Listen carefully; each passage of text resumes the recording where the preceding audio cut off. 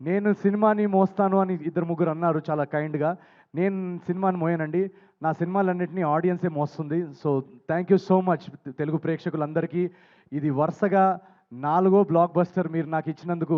నేను కృష్ణానగర్‌లో ఆడిషన్స్ టైంలో తిరుగుతున్న టైంలో ఒక్క సినిమా ఛాన్స్ వస్తే రవితేజ గారు 'ఖడ్గంలో' చెప్పినట్టు సార్ ఒక్క ఛాన్స్ సార్, ఒక్క ఛాన్స్, ఒకే ఒక ఛాన్స్ అన్నట్టు తిరిగేవాడిని.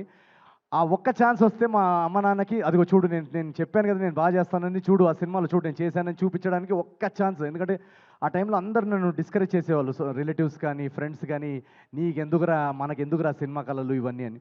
సో, ఆ ఒక్క ఛాన్స్ వస్తేనే చాలా గ్రేట్ అని అనుకుంటాం మనం. అలాంటిది ఈరోజు 4 కన్సెక్యూటివ్ బ్లాక్ బస్టర్స్ అందించారంటే అది అది ఒక అద్భుతం.